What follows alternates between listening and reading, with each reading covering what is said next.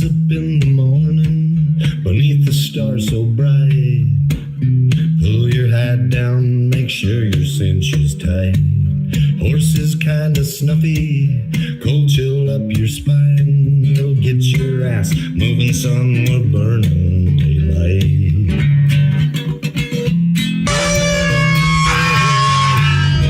Howdy there, I'm Matt McKinley and we're burning daylight. In the saddle till the job's done right. Welcome to Burning Daylight, the only podcast for the working cowboy. It is. Yeah, I think it's I think this is gonna be one of those once in a generation type moments. Like shit seems like it's really about to fall apart, and I'm not sure how it's gonna go, but it just seems like shit's about to fall apart. It does. Everywhere you look, from we ain't got no water to you look at the price of diesel fuel to price of groceries to yeah, that water thing's gonna become a big issue. it is. Most people think, but I don't know. At the same time, you think like there's just so much shit, and you can't worry about all of it. So like, Yep. I don't know. You worry about what you can, and I guess kind of pay attention to the rest. But that's about all you can do. Yep. I make sure my horses are shod and cows are fat and happy, and other than that, that's about all I got time to worry about. Yeah, like if it comes to the day when I'm not bitching at my kids to eat, that's when I know it's rough, because that's because there's no food left. I don't have to bitch at him anymore because we don't have anything. Yeah. So I guess if I got to bitch at him to finish their damn supper, that's still a decent enough economy. So yeah. Yeah. It's weird. I keep wondering where all this is gonna head, because I don't know. It really feels like shit's about to pop off, and I don't know. Like I'm not sure exactly how it's going to, but something big is about to happen, and I think it's more than anything it's gonna be an economic deal, and it is gonna suck. I wonder if they're gonna start setting up border walls like on the western border of Texas to keep Californians out. They probably need to. I mean, I wish Utah would do it, honestly. Well, California used to do it back in the 30s for the Okies. They'd set up pickets and border guards there at the highway crossings and turn back Okies because there was no work to be had, and so. And with a bunch of with a bunch of poor people came a bunch of unions, but now it's a bunch of rich yuppies comes the unions. Yeah, and they're buying up all the good cow country and putting subdivisions and golf courses and shit in it. I know, and then they bitch at people for feeding cattle in a feedlot, and we're like, well. We gotta be more efficient because there's not enough land to grow grass-fed beef anymore. You took it all. Yeah, you've got a golf course and a swimming pool there where we used to feed cattle. So right, and that golf course is always green, even though we're in a water shortage. And, It's funny how that works. Golf course is always green. Nobody else can get any water, but I've never. Outside of like a few little bitty like municipal golf courses through southeast Colorado, I've never seen a dry brown golf course. Yep. Outside of the where it's supposed to be, like in some of those Arizona courses where they have the desert on just the edge of the rough, like. But outside of that, like you still have a manicured golf course right next to it, and it's but and I don't hate it. I like to play golf, but I just it's funny how agriculture gets the blame for a lot of the water usage, and you realize how much you fuckers use in the city. It's wild. Yeah. And my dad was was very strict about not washing vehicles because he didn't want to waste water. Yeah. And then like I think there was a legit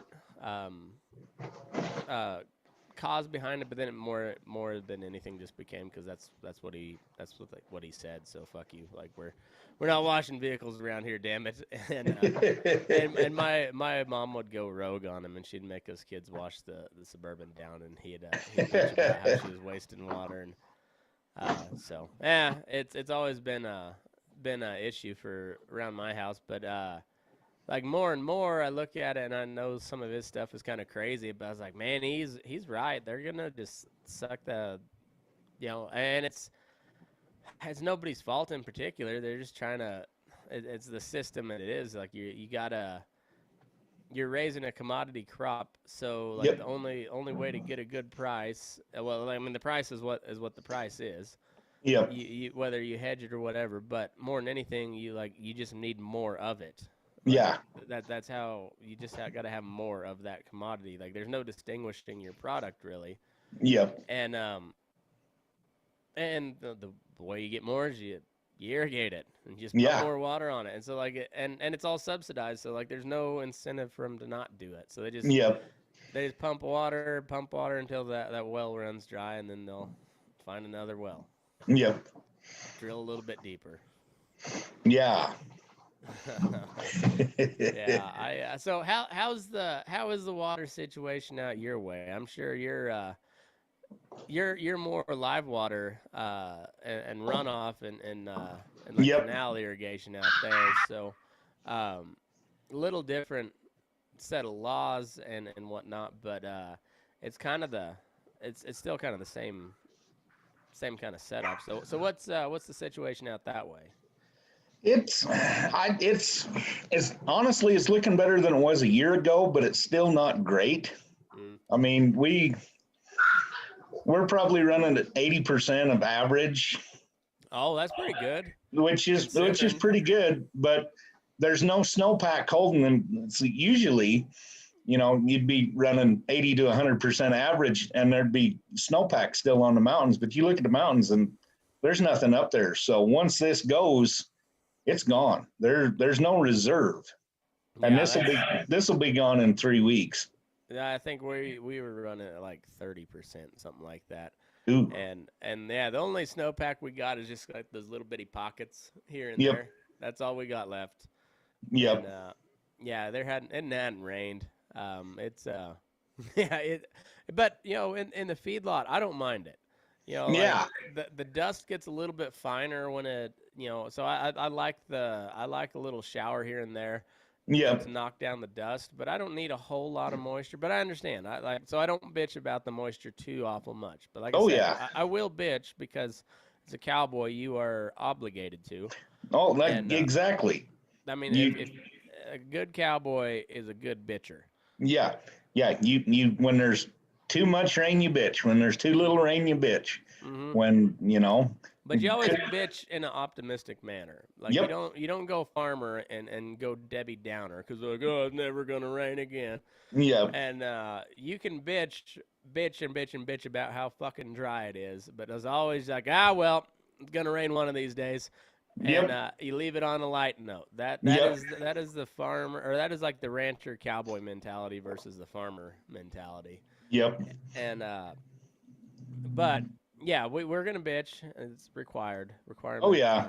For cowboying, and yeah. So, but I don't mind the dry weather, and and it hasn't got hot. But if it did get hot here, it'd be a dry heat. And, and I like it, and like I said, I'd rather not be slopping through muddy corrals in a 90 to 100 degree heat. So I'll take the dry. Oh yeah. I'll pray for rain somewhere else. Yep. Somewhere else that needs it, because I don't particularly need it. But it's it's just fucking dry everywhere, and then Montana just got butt fucked with a flood, and yep. like it's just one of those things. Like Mother Nature is just a dirty, rotten cunt at times. You know. Oh yeah. You love her, but there's times she is Amber Heard is like the picture of Mother Nature. Mother Nature, yes. She is yes. so hot, but she is so psycho crazy at the same time. Yeah. Like she'll give you the best sex of your life and then shit right on your pillow. Exactly. Yeah, and it's I don't know that's funny. It just it cracks me up the hubris that people when they talk about this climate change stuff. And I like I said I've said it on here before. I'm a believer in like we can't change the weather, but we can damn sure make it worse. Oh yeah.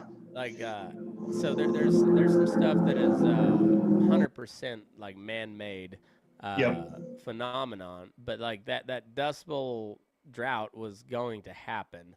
Oh yeah. But it wouldn't have been that bad if they hadn't plowed up 30 million acres of grass. Yep. So it's one of those things like we can't change the weather, but we can damn sure make the conditions, day-to-day conditions a lot worse. And yep.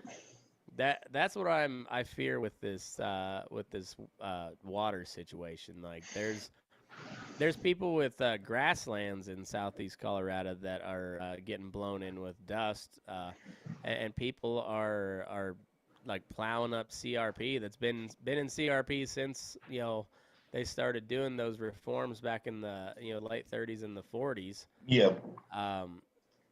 And because the CRP payments went down, and it's just like, oh God, when you're on the government you're on it one way or the other for always. Like they got it there always, and now people are plowing up CRP.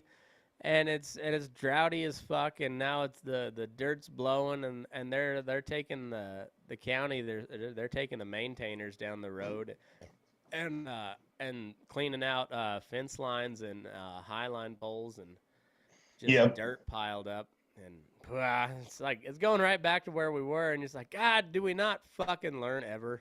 Yep.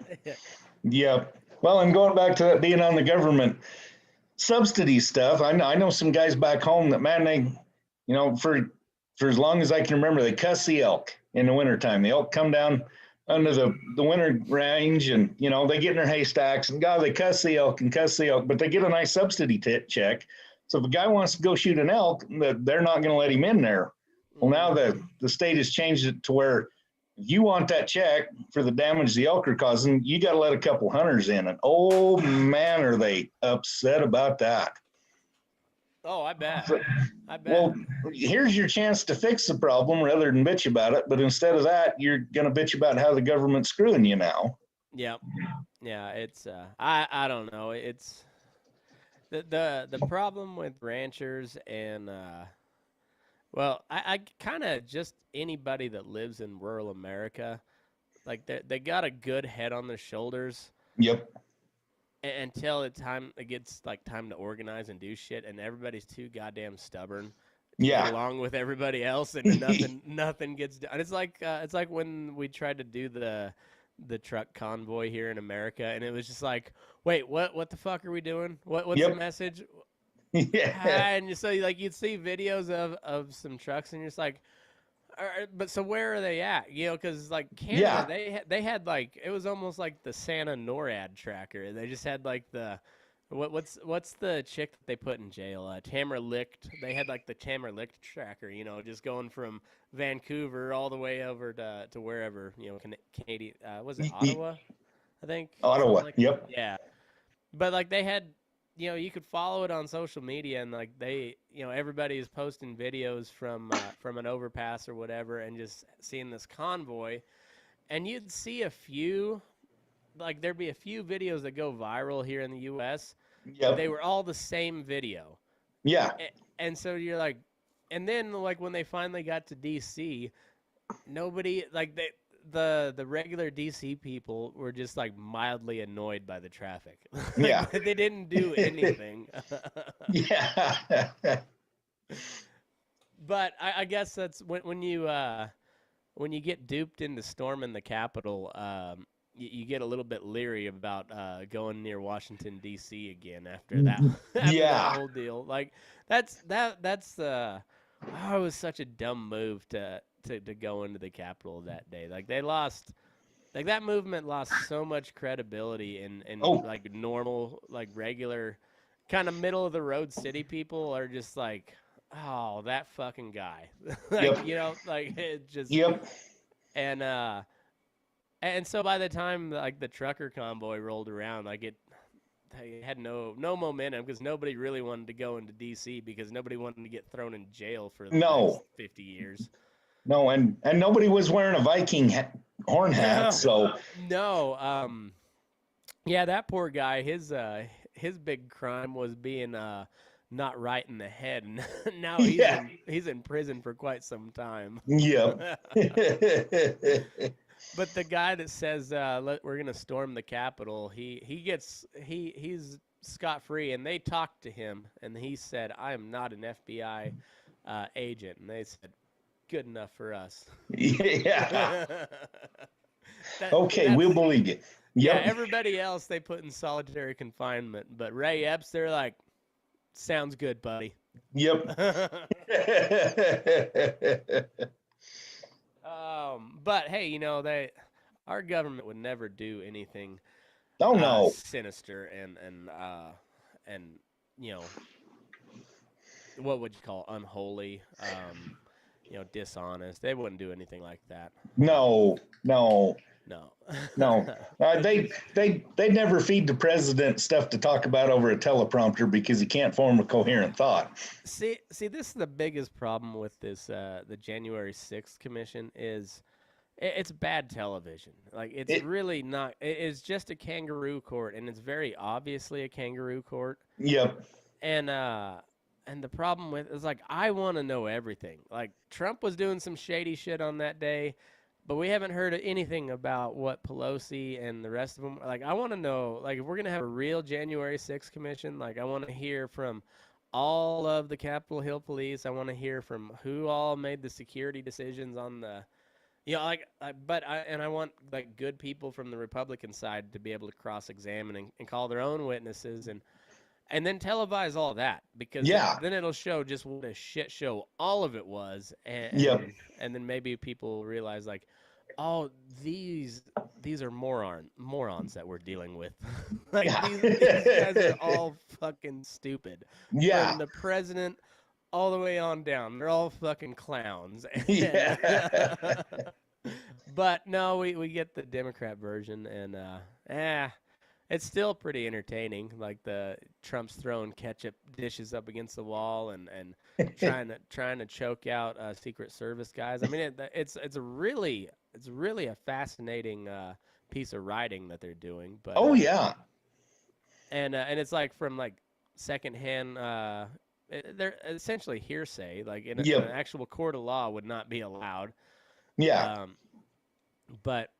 Yeah, it's funny. It's really funny, and I wish there was some good, or even not even some good people. Like put some crazies, like some people that are just as crazy as, you know, if you're gonna put these, you know, Jamie Raskin and Liz Cheney and all these other people, like let's put Marjorie Taylor Greene and Lauren Boebert on there too. Like let's like really amp up the crazy.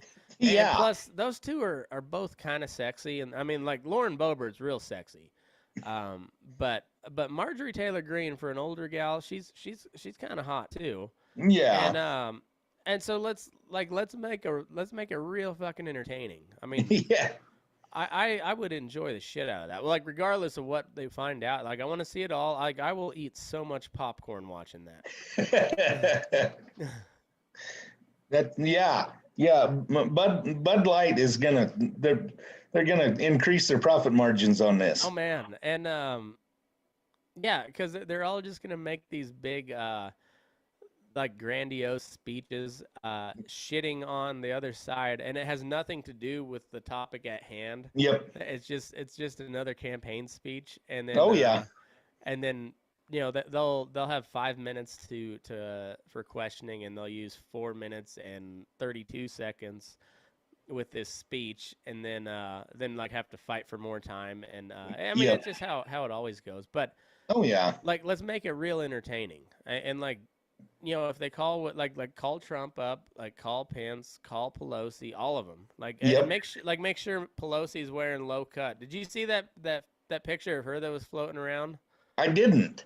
Oh, Nancy Pelosi has got some absolute cannons, dude. Oh, really? Yeah. Tell a story real quick, and I'll find it, and I'll pull it up. All right. Well, let's see. So about the mid-February, had an old cow calf this year, and it's just one of those nights when it's kind of slow, kind of boring. 2:00 in the morning, and so I decided I'm going to go tag and ban this calf. And well, she puts her head down and kind of gives me the old whoa. Comes at me, and I think, yeah, I'm cowboy enough. I can outrun her. So I grabbed the calf. The next thing I know, and the whole time I'm taking a video of it because I want to put it on my Instagram and look really cool. And the next thing I know, I'm upside down watching udders swing underneath me, going, "Where's my phone? Where's my light?" And holy shit, that hurt. So just when you think you're really good, you get humbled a little bit. Just for like, I guess, public service announcement. If you do a Google search, Nancy Pelosi's tits with the safe search off, there's some shocking content right away. Appears to be Photoshop, but there, son of a bitch. All right. So then what happened? Then next morning, we posted on Instagram, and next morning I get a call from Scott Hall, my brother-in-law. And he says, "I thought you were handy enough to know better than to do anything like that." And I was like, "Well, it's late. I'm bored." He's like, "Yeah, you knew she was going to do that when she first bellered at you." I was like, "Well, yeah, I knew exactly what she's going to do. I just thought I was a little bit faster in my pack boots than what I really was." All right, I think I got it pulled up here, maybe.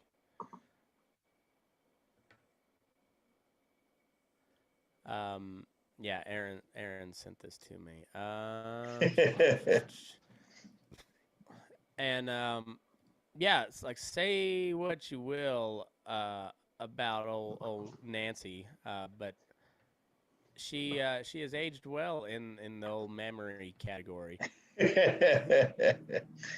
See, I think they could make this whole January 6th committee hearing a little bit more interesting if they just do feet pics of AOC. Oh man, yeah, somebody would pay for it. I guarantee it. Guaranteed. All right, I'm getting this zoomed in so we can. I think if these are her daughters, they're gross. Like, Nancy should be ashamed of her daughters, but not of those tig old biddies though. Man, I'm telling you, like, it's pretty impressive. And like, keep in mind, she's 80 something. Oh wow. Yeah, like, not what you'd expect. You're like, not bad, Nancy. Like, yeah, you might be a kind of a vile lizard person, but yep. I bet on her way up the ladder, she fucked like a demon. I just about guarantee it. I mean, when you're pecking cannons like that, there's no way she's not gonna fuck. Right. Yeah, I bet Nancy got down.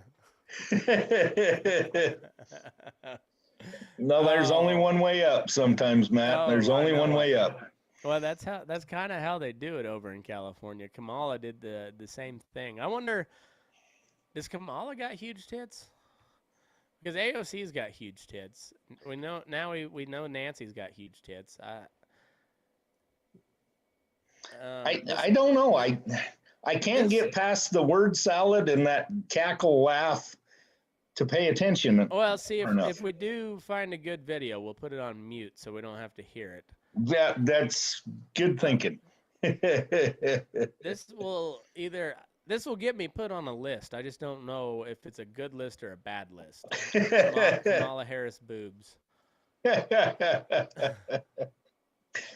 Your wife's going to go through your computer and go, what the hell do you do out there? Oh, she's seen worse. She's seen worse. I'm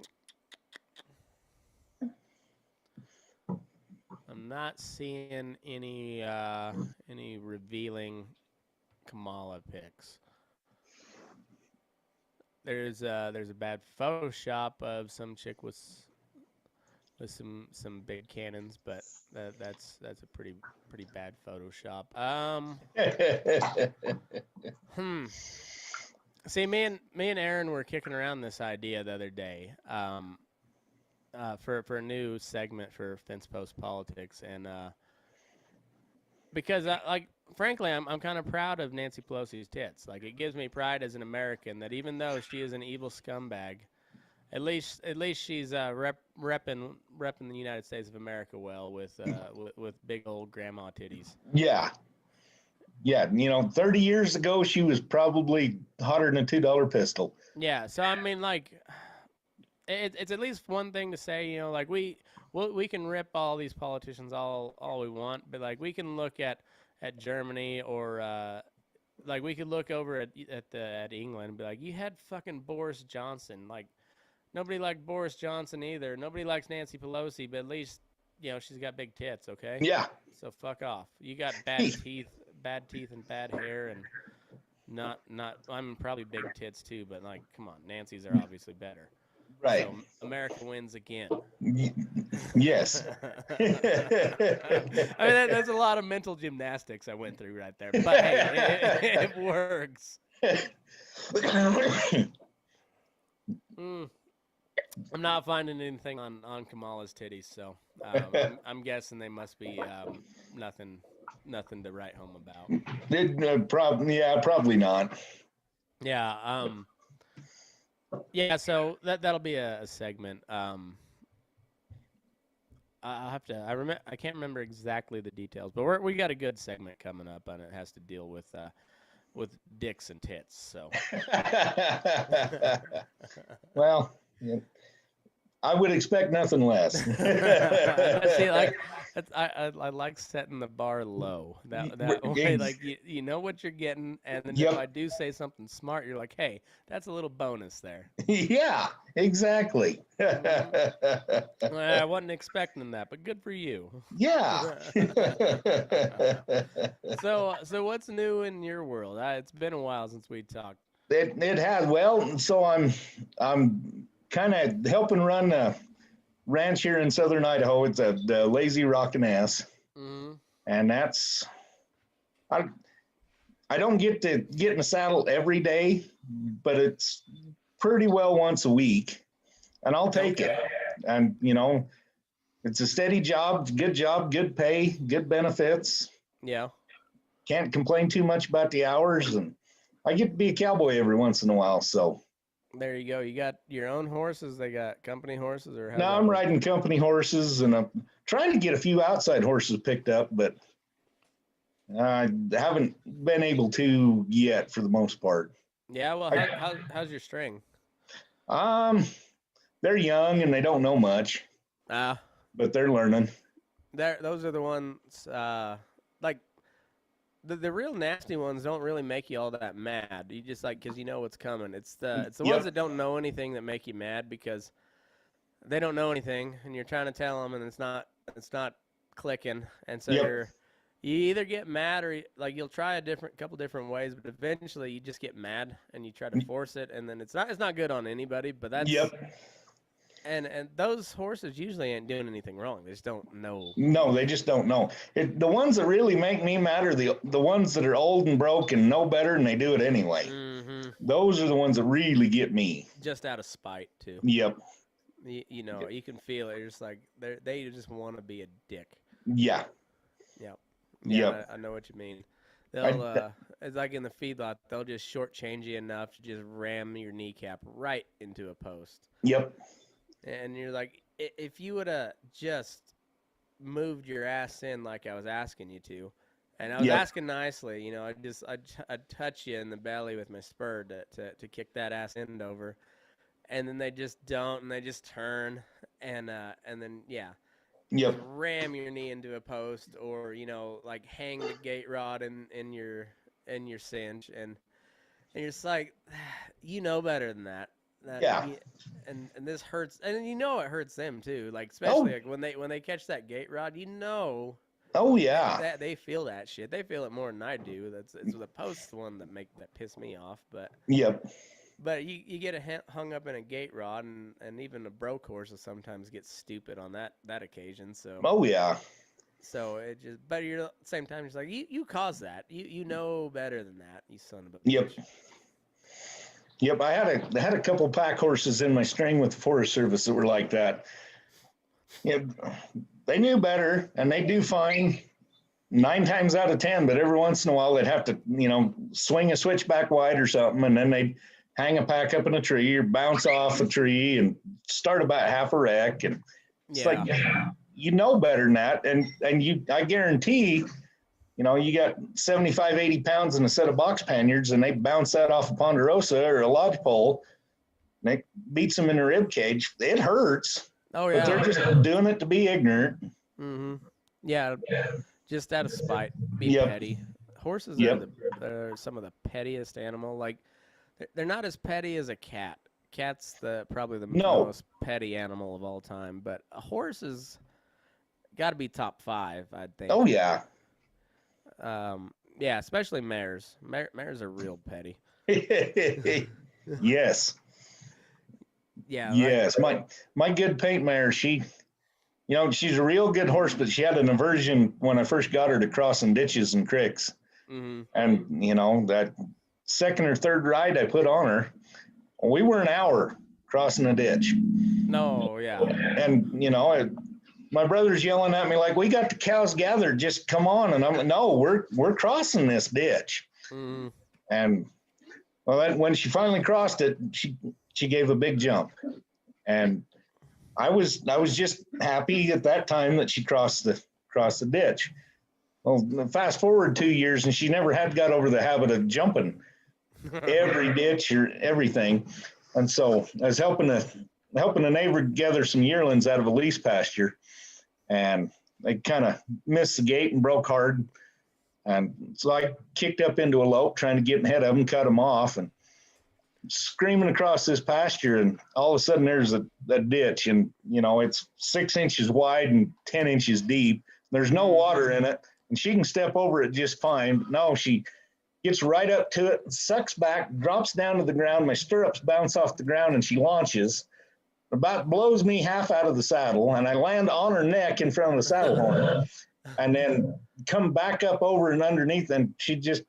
I mean, didn't really miss a stride. We still got in front of them, got everything headed, but she just got to jump. And she's like that to this day.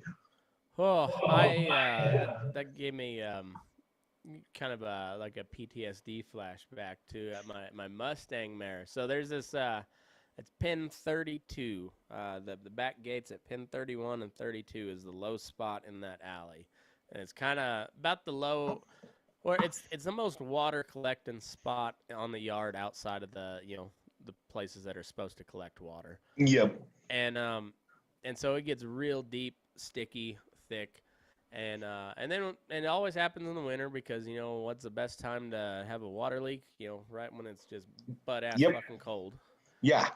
And yeah, so water line would break or something, and the water would run all fucking night, pool up down there, and then those two gates were just shitty. And this Mustang, like I'd got her going, and she was coming around all right, but like she's like a typical Mustang, just stubborn as shit. Nothing like real mean about her, but just like when she didn't want to do something, like she'd just kind of saw up, and then she'd get kind of nasty. She'd start biting and shit. And but like there was never any like she wasn't trying to hurt you. She was just like, fuck off, I'm done. Yep. And so we're up at the edge of this this little deal, and I'm trying to get her just to follow where the cattle have already gone and broke the ice, and it wasn't real thick ice, but it was thick enough to where, like, I don't know if I want to walk right across the middle of that. Yeah. I just as soon walk right along the edge where it's already broke. Yep. And but after about 30 minutes of spurring and whooping and everything, finally got another horse up behind her and just kind of pushed her, and she just bailed off right into the middle of it. And I'm just I kicked my feet out of the stirrups just in case she went, because I'm like, oh fuck. Yeah, yep. I can just see her landing, and all four legs just going. Yep. And you're like, oh. And then we fall through, but luckily we fell through, and it was real boggy down at the bottom. So there was about 8-10 inches of water underneath the ice. There's just maybe a half-inch ice. Yeah. Across, right in the middle. On the edges it was pretty thick, but like when you how it goes, like, oh yeah, right there on the edge is real thick, and then in the middle it was about a half inch, and then she landed, but then it just bogged her down, and luckily she had to go ahead and walk out of it because it was too far enough for her to, like, she could have jumped it if she would have got her feet, but she got so bogged down. She only jumped a little bit, and by that point, like, I'd kind of had her checked up, and then she had to walk out of it, and then we went right back through it a couple different times, and she still don't like it, but she'll go, and she doesn't jump. But but that if it hadn't been for that ice and that bog at the bottom, she'd still be jumping. I'm almost sure of it. Oh yeah. Yeah, and I've crossed her. Well, I've crossed so north of where I grew up there, then the Brown Duck River, it takes her 3 jumps to get across that. Oh, okay. But she'll jump, land, come out of it, and I never have got her to get over the habit. So you get used to riding it. Yeah, I guess it's where you need like a good shallow creek and just ride her right straight upstream or something like that.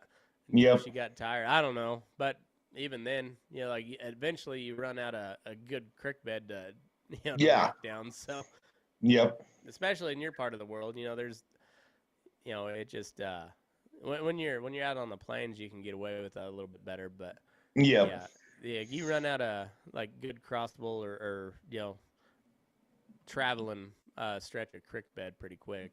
Oh yeah. So, how's the calf crop looking? Or how's shit looking getting bred back this year? So far it's looking pretty good. You guys having to cull hard or? No, we didn't. We came out of the winter pretty good. So we crossed all our first calf heifers last year. We crossed back to they were AI'd back to a Wagyu bull. And we're going to do that again this year because I'd never run with that Wagyu cross before.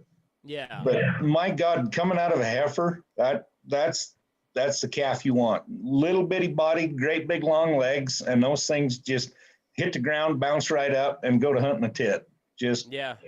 I mean, I was really impressed with that. So we're AIing all our heifers back to that Wagyu again, and then everything else seems to be going good. We cut out, me and another guy cut out 85 pair and some bulls today and sent them up to the north end of the range and head of everything else just to kind of get them up there, get them on we got some new water troughs put in.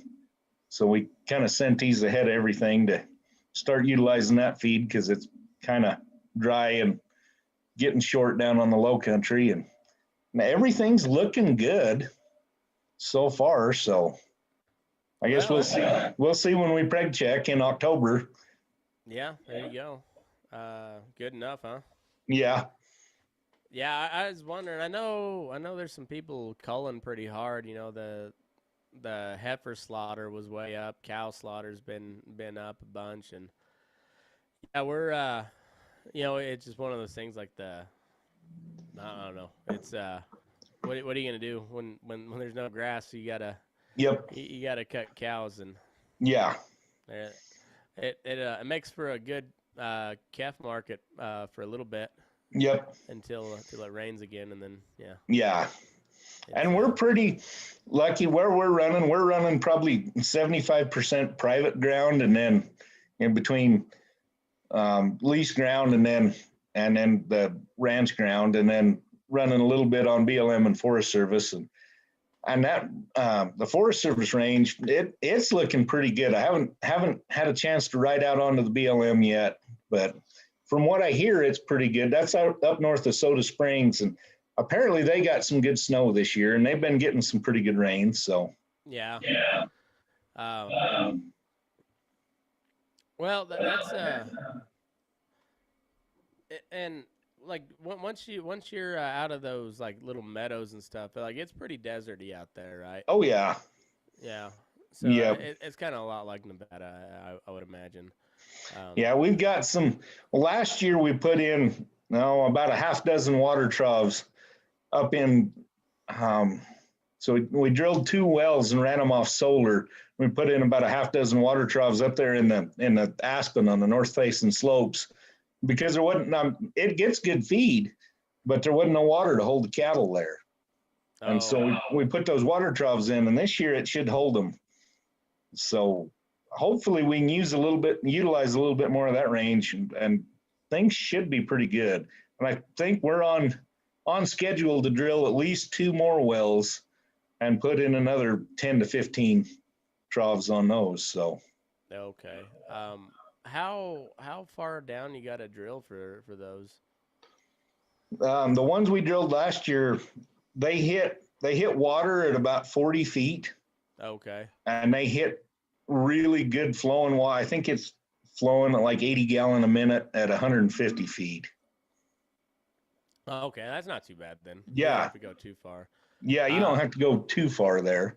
My brother-in-law was telling me they're in western Kansas southwest Kansas, and so like just over the line from where my dad's at. Yeah. And they got the same deal, and he said they're going down to 400 feet. Ooh. And they're getting 500 gallon a minute for a little bit, and then like a couple months later it's back down to like 100, 120, 150 gallon. And so like it's because from what he was telling me, like where they're at, the Ogallala's played out. Yeah. So they're going down to whatever the one below that, and there's water there, but it doesn't have the flow that the Ogallala did.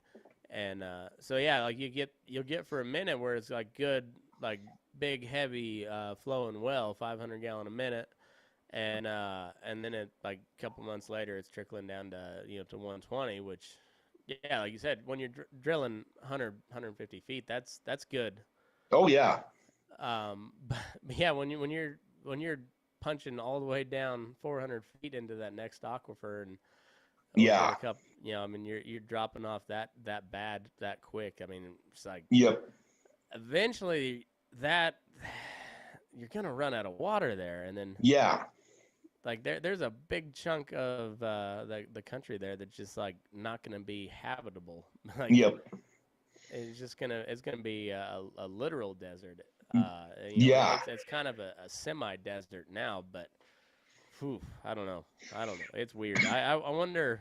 I just all that shit kind of makes me wonder how it's all gonna pan out. Yep. So I don't know. It's like you guys. A lot of your water come from Colorado, or is it like headwaters there in Utah? Well, a lot of it comes here in Utah. It all comes from the snowpack back home. It came off the south slope of the Uintas, and then here it's coming off the western slope of the Wasatch. Okay. And then there in Idaho, it's coming off of those. I'm not sure what mountain range that is. Whatever's west of Freedom, Wyoming. Okay. Is that the Bitterroots up there, or is that in Wyoming? I think the Bitterroots are a little further north there in Wyoming. I want to say this is the Grays River range, but I could be wrong. See, I'm such a fucking flatlander. I'll throw out these mountain ranges like I know what I'm talking about, but like shit, I couldn't tell you. I can tell you like the different national grasslands back in that part of the world, but I couldn't tell you. We had one mountain that was Two Buttes Mountain, and it wasn't even a mountain; it was a butte. Yeah, you're out from where you can watch your dog run away for a week. So, well, it's people come out there and like, this is Colorado. Like, yeah, kinda. I mean, on paper, yes. But yep. In actuality, it's either, I mean, take your pick: Oklahoma Panhandle or Nebraska or Kansas. Yep. You know, and yeah, like I said, take your pick. So that's why we all still claim Colorado. Yeah. Well, I mean, it ain't Texas, so you're doing all right. I shit on Kansas pretty hard when we did that live show down there, and I got some pretty good laughs. I only got a couple stink eyes out of it, but I think that was more because of the sound system than the jokes. So I hope, anyways. Yeah, that's your story, and you're sticking to it. Exactly. So like, if anybody's wondering, it was awesome. Everybody laughed. Everybody said it was the best time ever. So. Yep. If you'd like to have me there for a podcast, let me know. Let's figure it out. I need to. I want to get out and do some more of those. Those are pretty fun. Oh yeah. They get a little rowdy, but they're pretty fun. Yeah. And I wasn't sure how it was gonna work with just doing it as a comedy show and without any. I mean, Eric played some guitar at the end, but like it was mostly just a storytelling comedy show, and I think it would have really went over well if we had a better sound system. But like the people that heard it really, really enjoyed it, and the people that like were trying to hear it thought, they're like, I think it's funny. I don't know. I can't really hear. Everybody else is laughing, so. Yeah. So it was fun though. So yeah. If you got a spot in mind somewhere near you, hit me up. We'll try to make it work. I haven't been there yet, but I hear there's a pretty good little cowboy bar down here in Ogden called the Outlaw. So yeah, because Ogden's what, an hour or so from Salt Lake? About that, yeah. Okay. Well, check it out. Let me know what you think. If it works out, we'll try to get them to fly me into Salt Lake and do a show like that. That'd be pretty cool. I know I've got some listeners around in that area. Yeah. So I just need a couple of people that'd be willing to shoot the shit on stage, and then that it makes for a good show. And I like if you have a couple different people up there, even if they somebody gets a little shy in front of crowds, you can get once you get to telling stories and have a few beers in you, then people tend to loosen up even in front of crowds. So it works a little better when you have a couple different guys But you know how it is when a bunch of cowhands get together and start telling stories. We gotta one up the guy before us. So the stories get more ridiculous as the more they get told, and that's what makes the bull sessions fun. Is it just like, you don't know. You never know what topic it's gonna be that'll set off a good story, because you always think it's going to be a horse wreck or something, and you'll get some like kind of generic horse wrecks. But I don't know. But I was telling somebody the other day, like the reason cowboy stories are always so good, and it's the same reason with like a lot of military stories, because 98% of the time nothing fucking happens. You're just out there by yourself, and everything goes whatever, and you're just there alone with your thoughts. Yep. So the only good stories you have are when shit went way wrong. Yeah. Exactly. Because that's the only excitement that ever happens. Because if you're out there doctoring and you're like, you can tell about a cool loop you threw or whatever, but it doesn't make a great story. Yeah. At the end of the day, you got your cattle doctored, and it's just like, another day. But like when shit goes wrong, whether your saddle breaks or whatever, you get caught, and as you're going to the horn, that cow stops and then like sucks up underneath your horse or something. Like that's when the good stories happen, because you're just like, oh, I'm not alone with my thoughts anymore. Like Yeah, I'm still yeah. alone with my thoughts, but my thoughts are a lot different than they were. I'm Yeah. not pondering conspiracy theories. Like I'm trying to figure out how the fuck I don't die. Exactly. Exactly. On that note, so back when I was packing for the Forest Service, I had an old bay horse that I rode. It was a government horse, Mm, and he was a pretty good a saddle good horse. one, So I'm that, sure. oh yeah, yeah, he was a good one. You know, it was kind of the strawberry roan. And strawberry roan was a bay, just Mm, one of them big, fugly, kind of bronky looking yeah. thoroughbred, and but he was good to ride other than he throwed everybody else off a couple of times when I got him. And so I just drug him behind a pickup for about 4 miles and then stepped in the saddle and started riding him. And he did good. It's a couple of years after that, we're up in this basin and I run into this bunch of Boy Scouts. And I had the saddle horse and I had a pack mule with the day's worth of stuff on it. And another guy with me. And we rode up and we were talking to these Boy Scouts, and just, where are you coming from? Kind of see what the trail was like and this, that, and the other. And it was a nice warm day. And, it's about 2 o'clock in the afternoon. I wasn't, nothing was going on. So I kicked my right foot out of the stirrup, looped it up around the horn and kind of relaxing and pulled out my sack of Makins. I was smoking roll your own cigarettes. I was rolling me a smoke and just got that sucker rolled and licked and stuck in my lip and just struck the match to light it. And this horse had a thing. If the pack horse you were leading, if that rope got down, touched his hocks, he would blow. Oh and yeah. he would blow hard. And so I just barely got this smoke lit, and that mule behind us drops down, take a bite of grass, and that lead rope touched that old bay horse's hocks, and he blew. Oh. And his first jump, he threw me off and up and onto his neck in front of the saddle horn. And I was bucked off. By all rights, I was bucked off. But the next jump, he jumped right back underneath me. And we did that for, I don't know, 7 or 8 bucks. He had me bucked off the entire time. I blew my left stirrup second jump. And so every time he jumped, stirrups would come up and clap in front of my nose. But he just kept landing underneath me, so I couldn't fall off of him. He finally got his head picked up and stopped. And the old boy that I was with looked at me and he said, "My God, that's pretty good. You didn't even drop your smoke." I'll have to ask Boots if he dropped his smoke when that wagon went clattering across the Canadian there in Paladin. Yeah. Yeah, that was same type of deal. He dropped the reins on that because he was they call it the hoodlum wagon out there. Everybody's bedrolls and teepees and shit get thrown onto the hoodlum wagon, and the low man on the crew gets to drive the hoodlum wagon. And he said this team was a team of bucking horses, and they were broke to drive that wagon, but he said they were not gentle. Yep.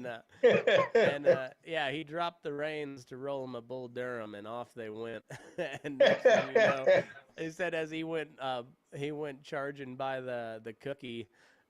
Cookie was telling him to bail, so he did, and that wagon ended up upside down in the Canadian. Everybody's teepee and bedroll just got soaked. But I never did ask him if he kept the smoke. But I'll ask him on Sunday if he answers when I call him on Sunday. I'll ask him. Yeah, there you go. I got him to talk about some pretty good broncs on this past weekend. So if you're a Patreon, it's on there. If not, and Spotify. Spotify, there's a kind of cool now. There's a subscription service deal on Spotify, so all my Patreon episodes I put up there, and it'll show up as a paid deal. But it's $4.99 a month, and so you and I think like this whole video will be able to upload. Like they're still working on it, but it'll be like when you're watching Joe Rogan, like where you have the video there, but as soon as you lock your screen, it's still like it just keeps on playing like nothing. And so it's kind of cool. It's so anyway, I know there's a couple people that asked me about the Patreon stuff on Spotify, and up until now there wasn't a way to do that because it just Yep. the way Spotify was set up, like you couldn't like import a private feed. You could just do like your main feed, and for whatever reason, I don't know I know just enough to kind of know why, but I don't know if they could fix it or whatever. But whatever the fuck. Now they're all the Patreon episodes will be on Spotify, so you just gotta, Yep.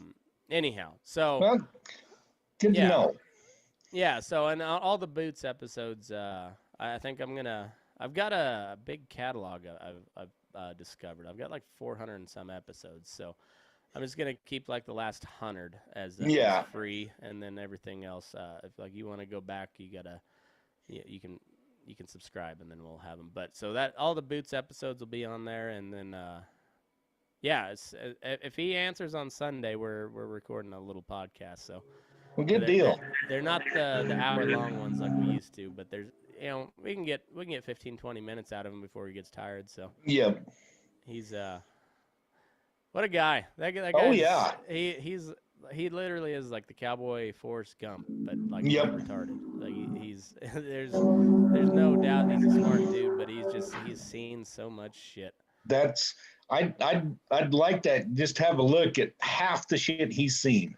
Oh man, when he was showing me around his little apartment there at the Sixes, he all the awards and stuff he'd won, and then like he was a ranger, even though he wasn't like your stereotypical ranger, but like he got a ranger badge for his brand inspection stuff, and and actually did some like police work, and so he had his I saw his his badge and his he had a bunch of cool guns, and just I do like that he's still got the dinosaur bit hanging in his tack room, so that's cool. Is he riding that bit, or one of the younger guys is riding it. One of the younger guys really liked it, but the horse he was in the same situation I was. I really liked that bit, but none of my horses, the ones that took to it, I didn't. It was too stiff for the feedlot, Yeah. It was it was a low port mouthpiece. With stiff cheeks. So, and it wasn't aggressive at all, but like it would have been a really nice for like a 3-4 year old out on if you're outside. Yeah. Because it was just enough to like start moving them into a solid mouthpiece, because it wasn't real severe. Yeah. And still look really nice, but in the feedlot it's just too stiff. I like a broken mouthpiece in the feedlot. You're just in their face too much, so. Yeah. But one of the hands down at the 4.6 is riding it from time to time, and yeah, Boots has got it hanging up in his stalls, so.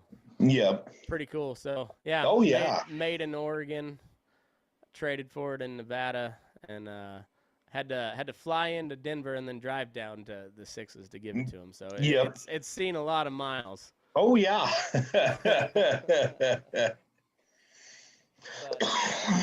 Yeah, it's you got any of those old timers like that out your way where? Not many left. There's so the guy that on Boots's level that caught that kind of level of notoriety or fame or whatever you call it. There's not that he sought it out. He just happened to fall into it, and but yeah, like your part of the world, I mean, there's sure enough a lot of good outfits out there, but like it's not in Texas. It's not like 4.6's level type stuff, but I'm sure there's hands. Oh yeah, there's some good hands around, but all the old ones, they're pretty well gone. Mm-hmm. And a lot of these younger kids, they're not worth, and they ain't worth pinch pup shit. So yeah, I've noticed that about a lot of the younger buckaroo types, and like if you're one of those guys, I'm probably not talking about you, but so don't get all butt hurt. But it's it was the same back when I was like 25, 26 back in in Colorado, Kansas area. You know, we had a bunch of people wanting to be Texas punchers, and you know, had a 6-inch brim hat tacoed straight to the sky, and big old Mexican rowels on their spurs, and you know what? But like they just weren't worth a pint of cold piss when you actually had to go do work. Yep. And I've heard this a lot from some of the older guys out here, and I think it's kind of a constant thing. Yeah. There's a lot of these young buckaroo types. They like the silver and they like the style, but they lack the horsemanship. And that's one thing that you know, like every cowboy's proud of their horsemanship, but like the buckaroo types take it to a different level. Yep. And you know, and it's all traditional and like so there's. But I think that's the younger generation in general. It's always that way, you know. Yeah. Can you imagine like the old time vaqueros when the first time they saw a nylon rope? Yeah. Like I'm sure they just about had a fucking heart attack, you know. Yeah. But you know, then you use them a little bit and you're like, oh, well, these things last a little bit longer than a riata when you're using them hard. Yeah.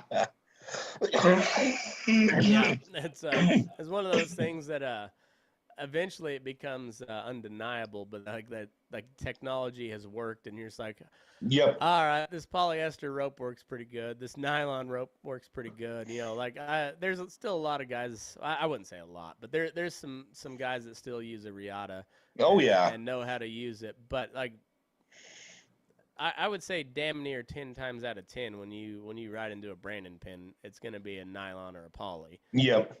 Like you might have one or two times out of 100 you see a guy with a riata. Yeah, I went to a couple Brandons this spring, and there was one guy there on two of those brandings, that same guy that was roping with the riata, and he was damn sure handy with it. I mean. He was damn sure, and he was a younger guy. He's probably 5 years or so younger than me. Okay. But so it was kind of fun to see. I've seen I think 2 maybe 3 guys throw a riata at Brandon, and one guy that could really fucking rope. Like I've talked about him on here before. Jesus Toledo. He can. He's an old Basco guy, and like, man, he just, like, he'll be at a, somebody will have one.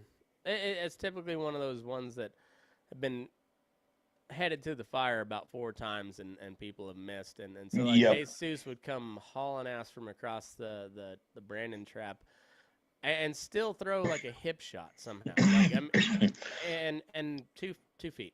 Yep. Like, it was just, and you're just like, I don't know how the fuck he does it, but it is cool to watch. Oh, yeah.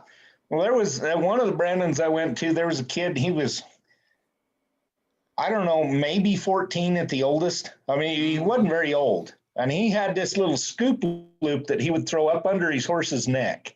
Oh, yeah. And he was just deadly with that. I mean, I had a guy working for me from Arizona. Jimmy was his name. I forget his last name. Tall, skinny kid from around the Prescott area, and he had that little deal too. Like he had a short rope dallied on rubber. Yeah. Kind of typical Arizona style. Big swells, low seat. Yeah.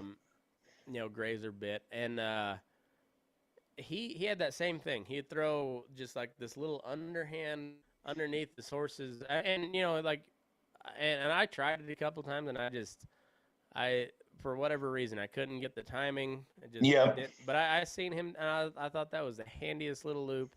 Oh yeah. He would just like, but he also had like a chicken choker bit, so his horse's head was kind of high, and so he threw it under his horse's neck, and I was like, I might, and I was practicing there for a little bit, and I gave up, or I just quit. I need to get back to it. It's kind of like when roping and guitar is about the same level. I can do both about the same level, and I don't think I'd ever be real good at either one of them, but I could be pretty decent Yeah. If I'd work on them both. I work on my roping more than I do my guitar by a long shot. Both of them, like I could be decently handy at both Yeah. I'd keep at it. But I haven't. Yeah, I taught myself guitar in high school, and then I've like plunked around on it here and there, not much. And it's like if I would have kept at it, I could have been pretty dang good by now. Yeah. That's if I'd have kept a lot of things, I'd have probably been better at it. But right. Yeah. I liked horses way too damn much to. I know what you mean. It's one of the there's I've also could have made a lot more money doing a job that I absolutely fucking hated too. Yep. And I just I don't know. I've been in those jobs where I've never took a job knowing I was gonna hate it. I've always been like pretty willing to do the job that I took. Yep. And then found out that I hated it pretty quick on a couple different times. But I've never gone into a deal knowing that I was gonna hate it. I'm not gonna. Even as a young guy, I was like, no, I don't care how much it pays. If it sounds like I'm gonna hate it, I'm just not gonna.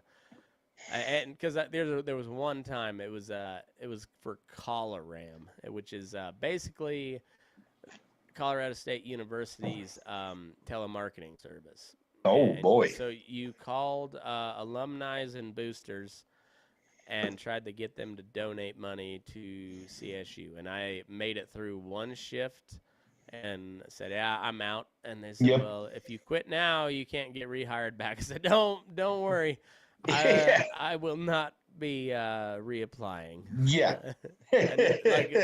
No offense to you. Thank you for the opportunity, but I am out. Yeah. Yeah, my roommate Rob was, and he did it for like 3 years and was pretty good at it. Like he would get bonuses and shit for hitting however many thousands of dollars he got people to donate, and it's like, huh. And of course he's a Jewish guy, so the jokes were just outstanding. Oh yeah. Like you. It's funny. Like some of the early episodes, people probably thought I didn't. I really didn't like my buddy Rob, but no, he's one of my good buddies. Like he gave a speech at my wedding, and and I was a groomsman at his, and no, he's a Jewish guy, but he's my buddy, and I love to talk shit. It just makes it more convenient that he's Jewish. Yep. it just opens up a whole new avenue of jokes. And for his part, for all the shit, like me and Rob have argued to no end. He has never once got offended about me making a Jew joke, and never once got butthurt about him making a redneck or like a sheep fucker joke. It just comes with the territory. Like if you're gonna dish it out, you better be able to take it. And, oh yeah, yeah. Yeah. So for his credit, like Rob is like we've argued about a lot of shit, but he's never got butthurt over a joke, and and that's why he's one of my good buddies still to this day. Oh yeah. I got no time for people that get butthurt over what's obviously a joke. Oh yeah. And there's a lot these days which. No, you're not supposed to talk about a lot of shit, but yeah. The bad part is like it's all the funny shit that you're not supposed to talk about. Like it's where all the comedy lies. And and it's not even necessarily talking down on these like protected class, whether it be the gay or the trans. It's just pointing out the funny shit. Yep. Like the fact that feminists are all on board for I guess for a lot of feminists nowadays are all on board from like changing the definition of or changing it from women to birthing people on like a major medical association or something like that, and you're just like you're a feminist, like you're all for the ladies. The lady, but yet you're willing to just like give up the title of woman. Yeah. like it takes a very distinct set of physical characteristics to make a woman, and now you're just like giving that up, and Yep, and now the dudes are dominating. And they're just like, it's so funny. Like, but you're not supposed to joke about that because it's protected class or whatever. And it's like, yeah. I don't know. I bet you the people that are actually trans, like the people that actually feel like they're born in the wrong body, are like, these people over here are nuts. You know, like these purple hair weirdos. Like, they're like, hey, I might have chopped my dick off, but I've never acted like that. Yeah, exactly. And they're also like, hey, I also didn't have to tell everybody in the world that I chopped my dick off, you know, because it was my deal. Like, that's the thing. Like, if it's for you, go for it. I don't care. I don't care. I just don't really care. Yeah, that's. But it's just amazing how like Bruce Jenner turns to Caitlyn Jenner and then becomes Woman of the Year. Yeah. Woman of the Year. And you're just like, all right. Well, I mean, like we were taught to, you know, we're the rednecks of the country, like, but we were taught to treat women with respect. Yeah. Because the fact that, yeah, we could beat the shit out of them, but also they can create life. Yep. So that's why you have to protect them, because they also can't, for the most part, can't beat the shit out of a man. So that's why you're around, to protect them so that they can raise your babies. And then, but now it's just like, no, I like, we don't even acknowledge women. Yeah. Like, they're birthing people now, and we're not supposed to joke about it either. That's the part that gets me. Like the rest of it, whatever, do your thing. But if I'm not allowed to point out what's funny about it, yeah, especially when there's so much to laugh at. Yeah, there is. I mean, there's a lot of laughable stuff out here now. Yeah, it's a never-ending deal, and it's funny just how many people are just like, they just like skip by, and just like, oh, can you imagine if some of the people like that are really, really good at comedy were actually doing what they're supposed to do right now, and like making fun of all the funny shit here? Because the ones that are fucking crushing it. Oh yeah. But there's some other ones that I'm like, man, I wish this guy would tell a joke about this, and and they're just like too scared to, because they're afraid of the backlash. And it's like, I think it's changing slowly, but still. I hope so. People are way too damn serious. You ain't gonna get out of life alive. So I know, and I really miss when people fought over football players and not politicians. Yep. Like, say what you will about how much athletes get paid, but athletes earn their money. Like they if they don't perform, they don't get paid. Yeah. And so like for whatever reason, like that's a far more legitimate argument as opposed, you know, whether you know, Patrick Mahomes or Russell Wilson is a better quarterback. That's a legitimate argument. Yeah. As opposed to, is Mitch McConnell or Chuck Schumer a better politician? Well, no, fuck both of those guys. You know. Yep. Like they're both just a leech on the entire country. But Patrick Mahomes and Russell Wilson actually, like, maybe they're overpaid, but at least they're doing something for their money. Yeah. Like they actually have to work at that shit. Like they have to work really hard at it. And and also a lot of people watch them. That's why they get paid so much. Yeah. Like that's the big thing, is people watch them. They pay to watch them. So but yeah, I miss those days when like those were the arguments about football and baseball and you know, movie stars and rock bands or country bands or whatever. You know, it's like when people say, like, I had somebody say that Tyler Childers is not country, and I was like, he is as country as Hank Williams Sr. Like, yeah, he follows like right in that same track. He's not country compared to what's on the radio nowadays, but yeah, like he's about as much of a throwback to the old school country as it is. yeah, But like I miss those arguments as opposed to like, is Biden better or is Trump better? Well, they're both a bunch of yeah. old clowns. Just like they're both idiots. Yeah. Like it's not even worth an argument. They both No. suck. No, I kind of miss the days when, it took 6-8 months to find out that something had happened. Yeah, I know. It's also like it's nice to know that it's happened, but also just like it's overwhelming how much shit the government has done, and you're just like, well, why'd you do that? That seems like a bad idea. Yeah. And they're like, oh, don't worry, that was 20 years ago. We're just now telling you about it. Yeah. Who thought it was a good idea then? And you're just like, yeah, it's way more satisfying to talk shit about football or something like that. Oh yeah. Yeah. Yeah. I'm still of the view that like politics should be settled like UFC style. I'd watch that. I wouldn't pay for it, but No. I would watch it. I would, Yep. because they're going to be some shitty fights. Let's Oh yeah.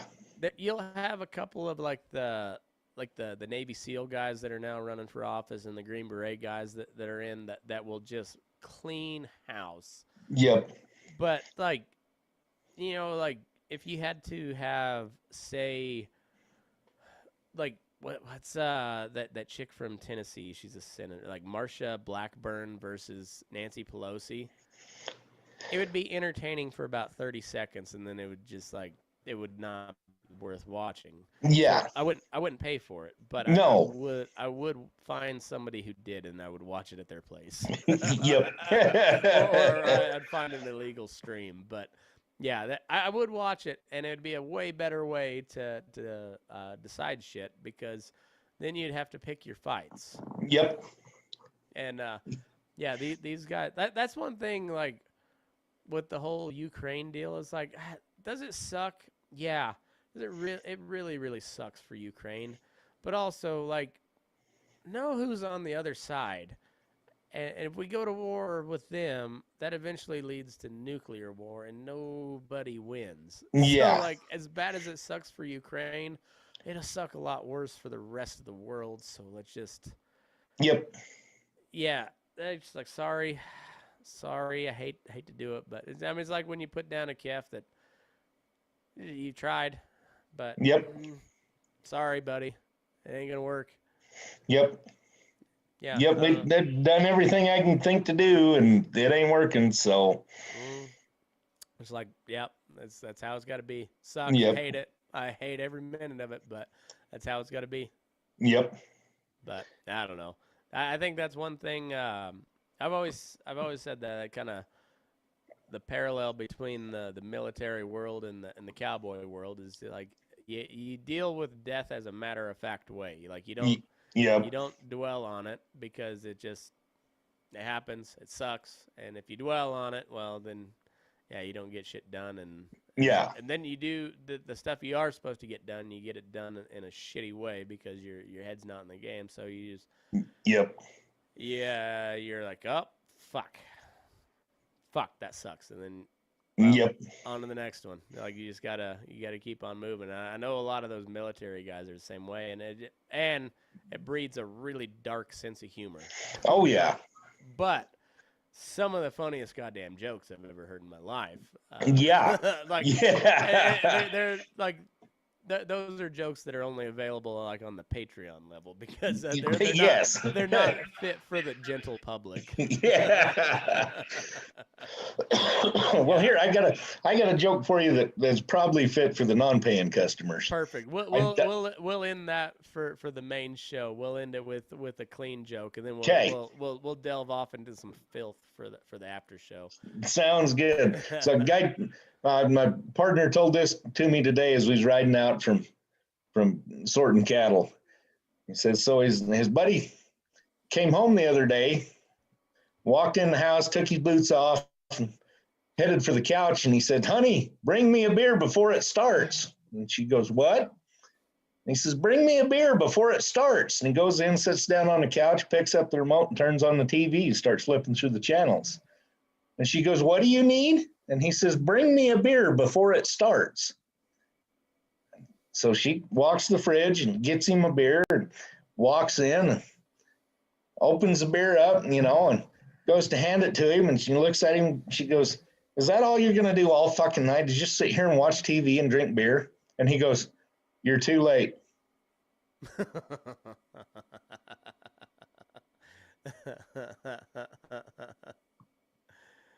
Oh, shit. Oh, fuck. And on that note, move your ass. We're burning daylight. Your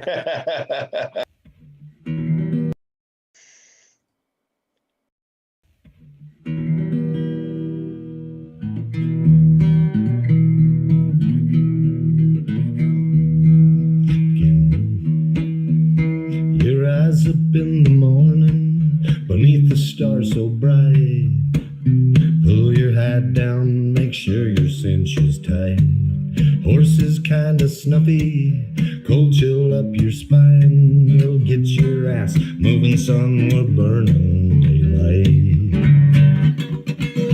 Burning daylight. Burning daylight. In the saddle till the job's done right.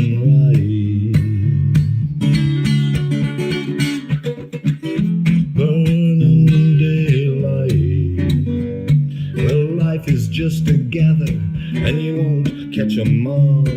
But when you ride through the gate, make sure you sit up tall. I can see the horizon, it's looking pretty bright. Well, get your ass moving, son, we're burning daylight. Burning daylight. Burning daylight. In the saddle till the job's done right.